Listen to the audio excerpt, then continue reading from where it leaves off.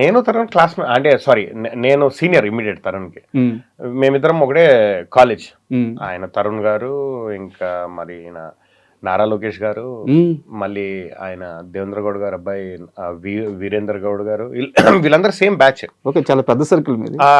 అంటే అప్పుడు ఇంటర్మీడియట్ లో నేను వాళ్ళకి సీనియర్, 1 year సీనియర్, వాళ్ళు నాకు 1 year జూనియర్. అందరం కలిసి రెగ్యులర్ గా వాలీబాల్ ఆడేవాళ్ళము, ఉమ్, కల్చరల్స్ లో పార్టిసిపేట్ చేసేవాళ్ళము, కలిసి కల్చరల్స్ చేసేవాళ్ళము.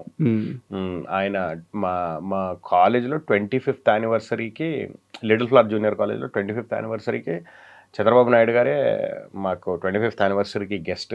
ఓకే, నారా లోకేష్ గారు, నేను, తరుణ్ అందరం పర్ఫామ్ చేసాం స్టేజ్ మీద ఆయన గురించి. ఉమ్, ఆ కల్చరల్ టీమ్ లో నేను వన్ ఆఫ్ ది యాక్టివిటీస్ కి హెడ్ ఉండే. ఉమ్, సో అందరం we are very good group. Okay. And నా డౌట్ ఏంటంటే తరుణ్ గారు హీరో అయిన తర్వాత చాలా ఎర్లీ స్టేజ్ లోనే, అంటే ఫస్ట్ మూవీతోనే అది మామూలు సక్సెస్ కాదు. అయ్యో, ఆయన block buster hero. Block buster hero. అవును. ఆ టైంలో మీరు ఎందుకు తరుణ్ గారిని అప్రోచ్ అవ్వలేదు?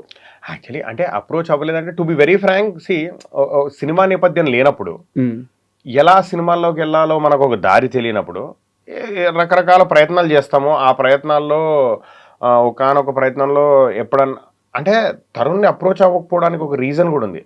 తను ఆ హిట్ కొట్టిన తర్వాత ఎంత బిజీ అయిపోయాడంటే ఉమ్, తన గురించి తను పట్టించుకునే టైం కూడా ఉండుండకపోవచ్చు. ఆ టైంలో అంత బిజీ అయిపోయాడు. బికాజ్ ఎంత పెద్ద బ్లాక్ బస్టర్. అవును, అవును.